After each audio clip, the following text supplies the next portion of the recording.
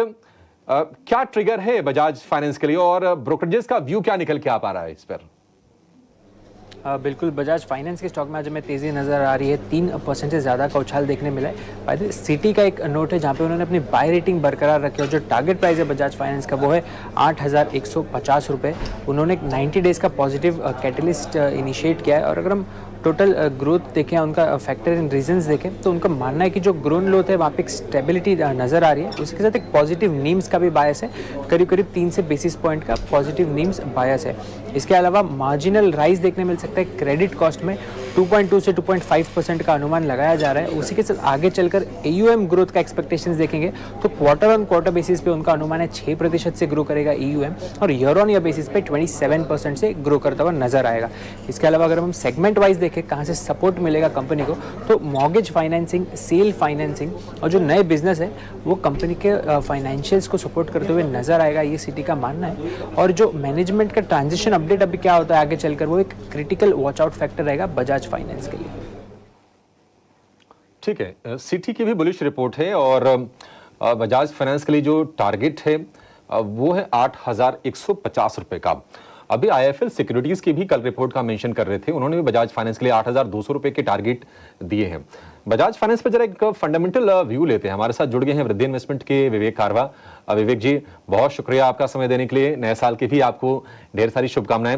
विवेक जी, पिछले साल की अगर बात करें तो बजाज फाइनेंस ने थोड़ा निराश किया। उम्मीदें होती हैं ऐसे जो लीडर्स होते हैं अपने सेक्टर के, लेकिन पिछला साल ऐसे ही गुजर गया। इस साल की शुरुआत बड़ी धमाकेदार अंदाज में की है और ब्रोकरेजेस बुलिश हैं। आपका क्या व्यू है और आपके हिसाब से क्या मेजर ट्रिगर होगा बजाज फाइनेंस के लिए? अभिषेक जी, और आप सबको नए साल की हार्दिक शुभकामनाएं। और मैं चाहता हूं कि ज्यादा से ज्यादा आप लोग टैक्स भरो इस साल, मतलब इंडायरेक्टली है कि उतना ही कमाओ आप। अब देखिए, बजाज फाइनेंस बजाज फाइनेंस की बात अगर करो तो ओवरऑल मैं तो बैंकिंग एंड फाइनेंशियल सर्विसेज पे बुलिश मैंने कई बार, इनफैक्ट दर्शक सुन के भी टायर्ड हो गए होंगे, थक गए होंगे, कुछ लोगों को बोर भी मार रहा होगा कि मैंने बहुत बार रिकमेंड किया है कि BFSI सेगमेंट में आपको निवेश करना चाहिए। क्योंकि जो वैल्यूएशन है वो, जो पर्टिकुलरली आप बजाज का भी देखो तो जो सबसे ज्यादा वैल्यूएशन पे ट्रेड करता था वो आज के दिन सबसे ज्यादा वैल्यूएशन पे नहीं है। उससे भी कुछ कंपनीज अवेलेबल है जो ज्यादा वैल्यूएशन पे ट्रेड कर रही है। और आगे चल के जो फ्रॉड था फंडामेंटल्स में, वो सारा क्लियर हो चुका है। और मुझे लगता है कि आज तो ऑफकोर्स आपको नहीं लेना चाहिए इतनी दौड़ में, लेकिन हाँ, आगे चल के भी अगर थोड़ा बहुत आपको करेक्शन में ये मिले तो आई थिंक लॉन्ग टर्म अच्छा बेट हो सकता है ये स्टॉक भी।